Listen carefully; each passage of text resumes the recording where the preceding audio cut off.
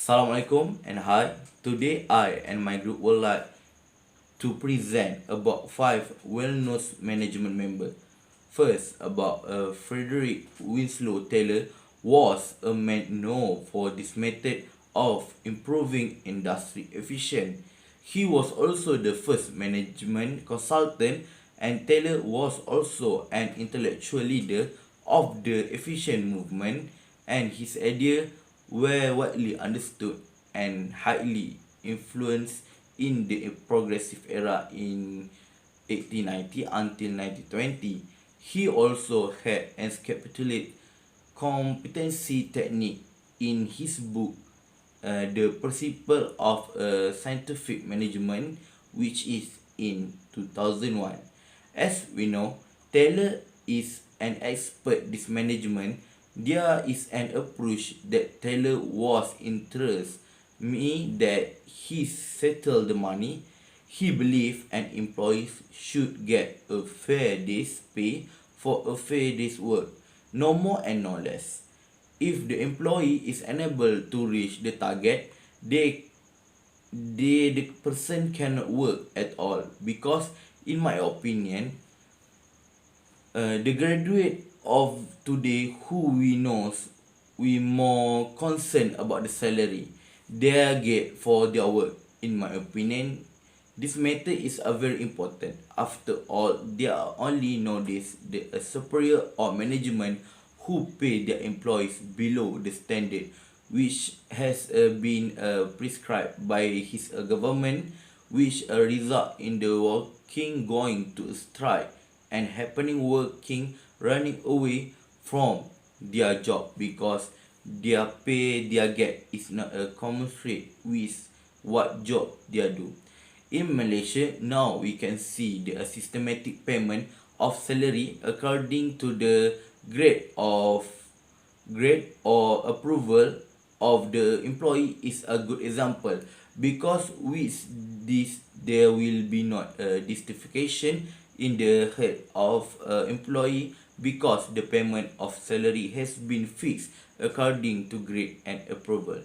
Everything we do must have a pros and cons of this approach made by a tailor. For me, the good is that we can see the justice that can be upheld by tailor, which this we can achieve the target of a job or production will be easily achieved, because employee do it with earnest, because they get a reward worries. The downside nowadays is that we can see a many graduate who do not work or quit their job because they want ridiculous salary at a beginning of this job. Is a bad attitude for a graduates who need to be a change through their mindset, so that they can learn and master the scope of their job. In conclusion, employees and a manager need to understand the work situation so that they can work together to achieve the target they have set. In addition, manager must be sensitive to be a surrounding situation and always communicating with employee, so that the work environment become more positive. Second, about Henry Lawrence Khan. Henry Lawrence Khan in 1861 until 1990, most popular legacy to management was the Gantt chart, accepted as a commonplace project management to today. It was an innovation of a worldwide importance in the 1920s. But the chart was not a gun only legacy. He has also a foreigner of the Human Relations School of Management, and early a spokesman for the social responsibility of business. In my research, I found four famous approach by Gunn. First, about system of task and bonus. Second, about employee perspective. Third, about the chart. And fourth, about a social responsibility of business. We go one to one. The first, about a system of a task and bonus. This system was introduced in 91 in as a variation on a Taylor discount system. This system that has been created by a gun has a state that the employees get bonus in addition to the normal day rate if he complete the task for that day, but the employees will still receive the day rate even if he employees does not complete the task. This system looks quite a bit different with a Taylor's system by a punish employees for unsatisfactory performance. This convinced Gunn that a concern for employee and employer moral was one of the most important factor in management, and unlimited led him to break up with a Taylor on the fundamental of scientific management. Second, about employee perspective, Gunn realized that it's a system of little incentive to do more than just meet a standard, and Gunn need to have a change it to pay according to the allowed time plus a percentage of that time if the task is accomplished in one time or less. Whatever we do must be follow human nature. We must not expert people. We must direct the development on the general policy of the past to encourage, but the era of power must give way to knowledge, and future policy is to each and lead a profit of all parties concerned.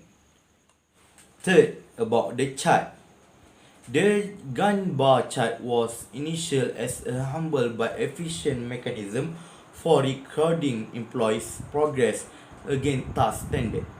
As we know, in 1970, there was a war, so at that time, there was a problem to divide all the tasks and activity, but this was realized by the gun. So the gun had a schedule based on time and not based on the number. In the gun bar chart have a step. The first step about a set term of a reference and standard of quality, cost and time. Second, about inform all staff with a appropriate customer. Third, about arranging alternative accommodation. Fourth, about prepare the office. And last, about redecorate. And the last approach is about social responsibility of business. Gunn increasingly believed that management had a duty to society at a large, and that a profitable organization had a duty to the well-being of a social. The business system must accept its social responsibility and devote itself primarily to service or social with eventually seek to take over the run for benefit. Um, for my opinion, the four approach that have been given by a gun have played a big role so far, such as the payment of a salary according to time, which is applied in the most business conducted in Malaysia. The pay salaries according to time, besides giving a bonus to these excellent employees, can also be a motivator for employees to always strive to be the best among the best. Other than that, we can see Gunn had a softer approach to management than Taylor, because in my opinion, Gunn is more concerned about a people subordinate, because for him subordinates are one of the key to work in production. And furthermore, the advantage of the approach used by Gunn is a very good. After all, Gunn emphasizes discipline in doing work because Gunn innovates by using schedule so that work is done more orderly and we can detect a mistake that occur while working. And the downside to this approach used by Gunn is that for me it will make a subordinate employees feel comfortable because even if they don't complete the job it does, the employee still get a regular salary.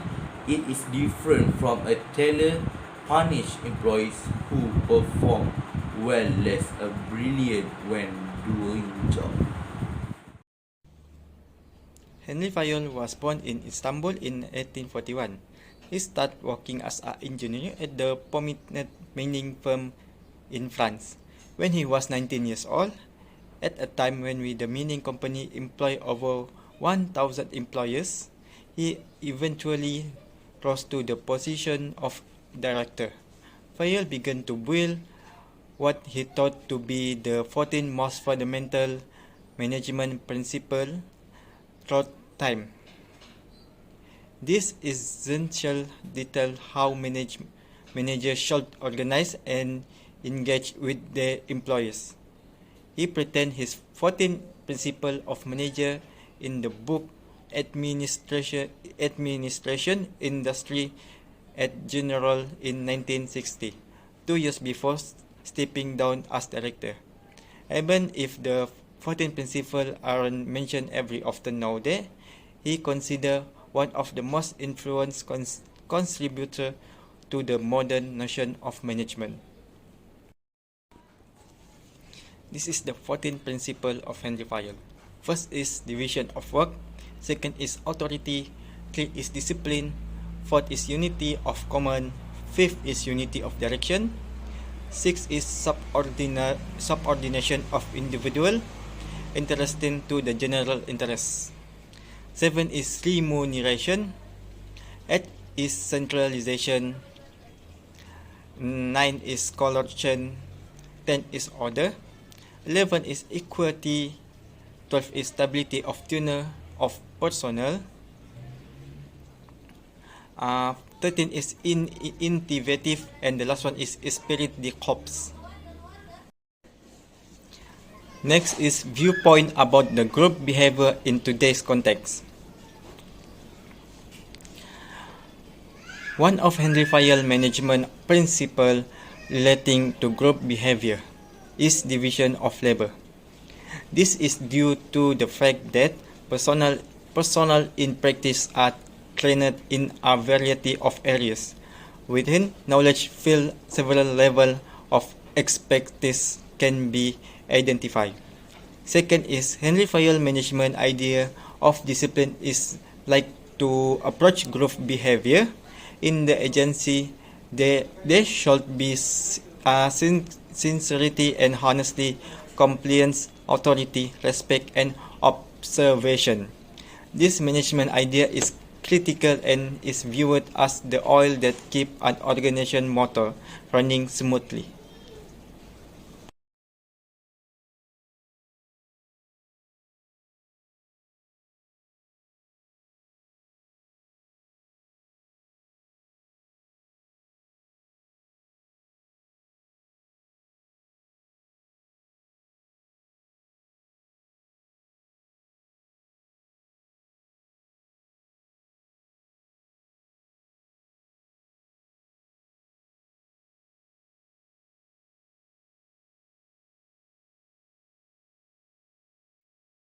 Mary Parker Follett. Mary Parker Follett was an American social worker, management consultant, pioneer, and philosopher in the field of organizational theory and organizational behavior. She was born on September 3, 1868 in Quincy, Massachusetts, and died on December 18, 1933 in Boston, New York at the age of 63. She has been called the mother of modern management. She also one of the two great women manager aspects at the beginning of classical management theory. Mary Parker Follett believed that management was the art of getting things done through people. She was one of the first theorists to actively write and explore the role of people has on effective management, and discuss the importance of learning to deal with and promote positive human relations as the fundamental aspect of the industry sector. And she an author of many books and numerous essays, articles, psychology, human relations, speech of democracy, and many more. Related example, the administrative management theory. This theory, introduced by Mary Parker Follett, can improve coordination and collaboration between managers and employees. Although she has never managed an enterprise, she provides valuable insight into the power of being empowered with rather than empowered, and integrate with employees to resolve conflict. The main initiative was to understand the interaction between people, their groups, and communication. From my view, Mary Parker Follett's idea is become popular among businessmen today. They can see and experience the effectiveness of taking humanistic perspective. Scientific management has many shortcomings, such as ignoring the needs of employees from the social, spiritual, and emotional perspective. This has the potential to lead to increasing conflict between leader and subordinates. However, Mary Parker Follett's idea was based on managers facilitating their employees rather than controlling them, and in general this idea was concerned with their general well-being. This idea also allows employees to control themselves and to initiative within allowable limits. The idea of Mary Parker Follett was viewed as opposite to scientific management that focused on things of production, and therefore was ignored by management scholars at that time. Furthermore, the scientific management has quantifiable, proven data and results that accurately measure its effectiveness and efficiency. Mary Parker Follett's ideas are highly valuable today because they are able to address issues such as ethics, power, and leadership in ways that empower and motivate employees to their best. These ideas in leadership and management are more relevant than ever, as the recent millennial generation forms that more advantage and education generation in history. Advantage 1. Employees can improve the efficiency of communication between them. This can help the further streamline the works in the organization more efficiently and effectively, and also employees from all levels are integrated to achieve organizational goals. In the event of a conflict, they face the instead of pushing and to work together as a team. This can result in a sense of satisfaction with the result as each member performs their duties well. 2. Can create group strength. An organization does not exist for the benefit of one person, but of the entire employee. All employees will feel like they are on the same team rather than competing with each other. Group strength is more valuable than personal strength. 3. The role of manager is determined. Follett believes that employees should practice mutual strength rather than creating as a strict hierarchy and giving power to certain individuals over others. Power from their teamwork is better than defeating them. Within this, every employee feels great and deserves to be the next one. However, this does not mean eliminate the hierarchy completely. The structure is still important, but employees should not feel that they are less valuable than their managers. Disadvantage 1. This theory does not have strategy or specific theory that can be explained and operate with planning. 2. This is lack of discipline among employees. It is possible that some employees work lazily carelessly irresponsible, especially when work in groups. This is unavailable because this is attitude that exists in the employee. 3. Not all problems that occur in the organization need to be faced at all. There are also problems that can be avoided in order to avoid the bigger problem from happen. For the theory is impractical and effective on larger company or franchise today. Next is Max Weber. Max Weber was a German sociologist who was born in 1864. He grew up in an era when the organization of personnel was becoming increasingly crucial as a result of industrialization.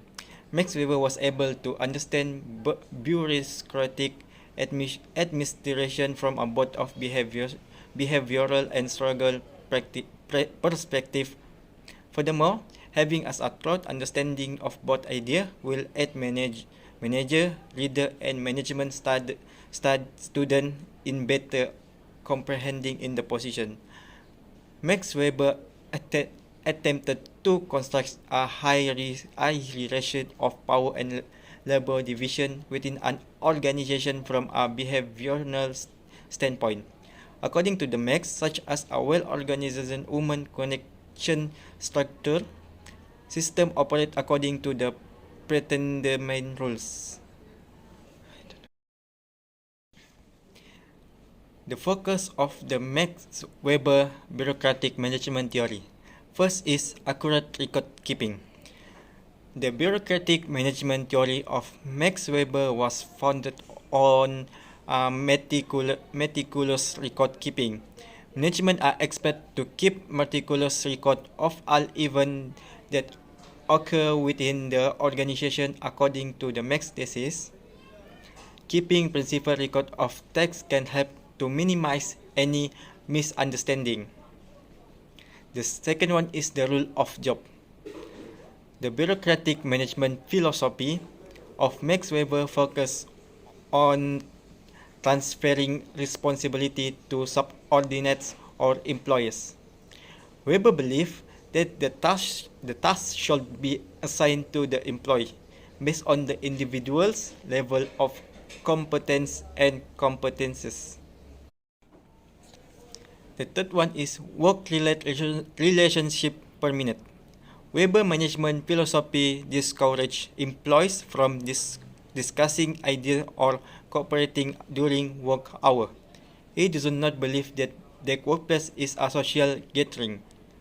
Working hours should be used solely for business and not for personal matters. The last one is hire based on qualification alone. Max Weber management approach emphasizes hiring the best person for the position. He believes the placing individual in position for which they are qualified will allow them to be more productive. Max idea also ignore nepotism or any deviation from. From my view, Max Weber bureaucracy theory is linked to the group behavior through a hierarchical management system. The hierarchy depicts the division of authority and accountability through a bureaucratic communication line and degree of representation. Each position, authority, and responsibilities are clearly stated. This is essentially a bureaucratic symbol and fundamental. Rule and format laws are the second aspect of bureaucratic theory that is related to the group behavior. Weber believed that in an ideal organization, individuals should be chosen solely on the basis of their technical abilities and abilities. Employers are compensated for their service, which are distributed according to their position. For the conclusion, Max Weber bureaucracy theory is linked to the group behavior, since it requires efficiency and uniformity. This is because, according to the Weber, employers should constantly know what is expected of them. The rule must be clearly stated and firmly enforced in a methodical and ideal organization. This create organizational homogeneity and ensure that the company runs as smoothly, as efficient as feasible. Management or high-level director are in charge of implementing and enforcing new regulation and standard if they are imposed. That's all from us. Thank you.